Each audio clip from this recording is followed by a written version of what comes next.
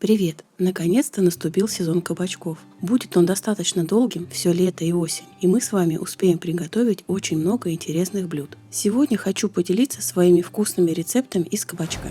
Начну с очень простой запеканки с кабачком. Молодой кабачок натираю на средней терке. Немного солю и даю кабачку постоять 5-10 минут, чтобы он дал сок. В это время смешиваю 2 яйца и добавляю к ним творог. Творог разминаю вилкой и вместе с яйцами перемешиваю до однородного состояния. Добавляю черный молотый перец и мелко нарезанную зелень.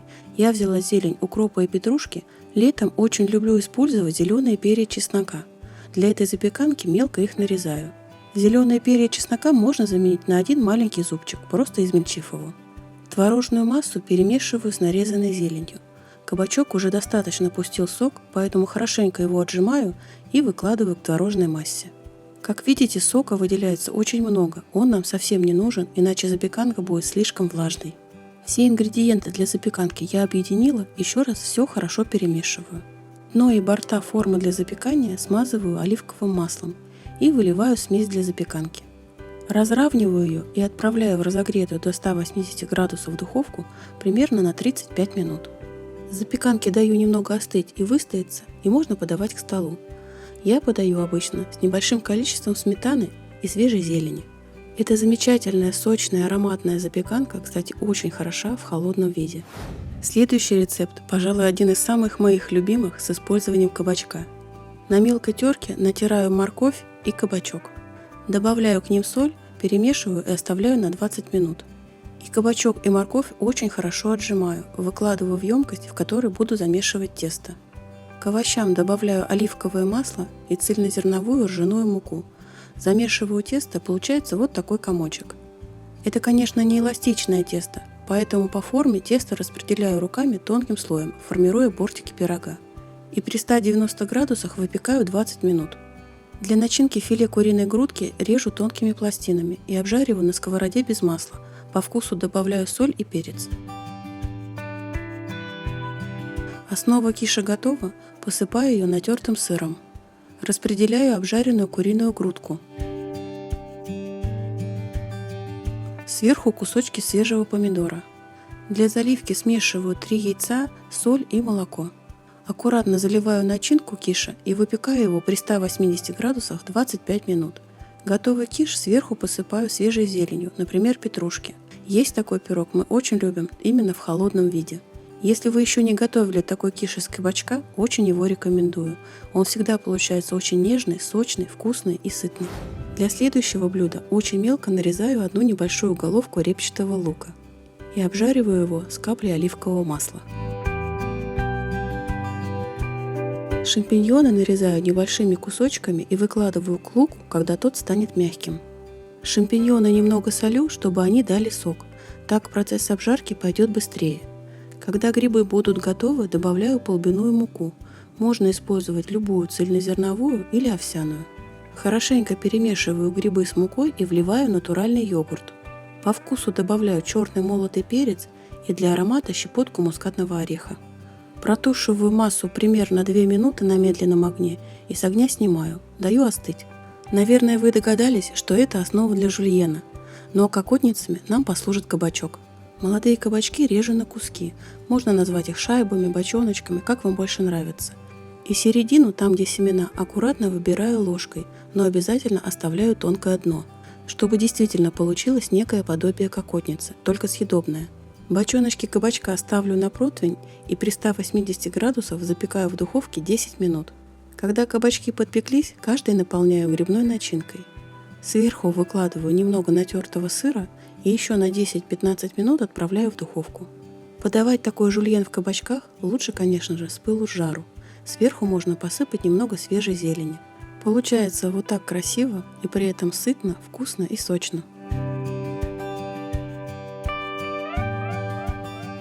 Четвертое блюдо – фриттата с кабачком. Но если вам больше нравится, то просто омлет с кабачком. Итак, небольшую головку репчатого лука режу тонкими полукольцами и обжариваю на хорошо разогретой сковороде с добавлением оливкового масла. Когда лук станет мягким, к нему выкладываю нарезанный полукольцами молодой кабачок. Постоянно помешиваю, готовлю примерно 2-3 минуты. В это время кабачок солю по вкусу. Еще во фриттату добавляю помидор, но чтобы не было лишней влаги, обязательно удаляю всю жидкость и семена. Также с помидора снимаю кожицу и режу небольшими кусочками.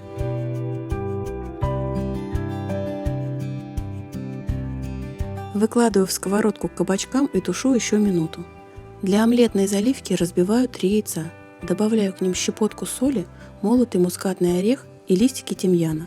Можно заменить на сушеный тимьян.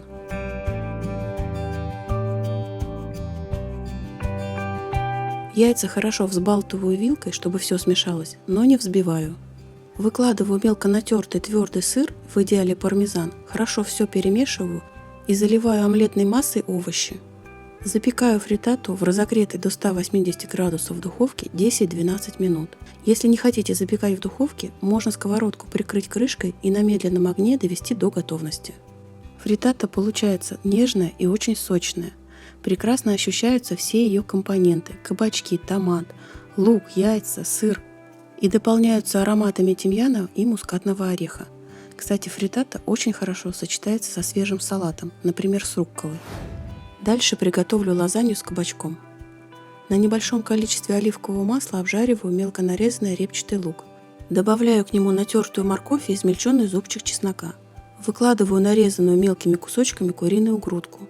Добавляю специи, соль, черный молотый перец и базилик. Помидоры также нарезаю мелким кубиком и отправляю в сковородку. И еще нарезанную зелень петрушки. Для аромата кладу немного томатной пасты. Тушу курицу с овощами минут 5. Кабачки режу тонкими пластинами и выкладываю на дно формы для запекания.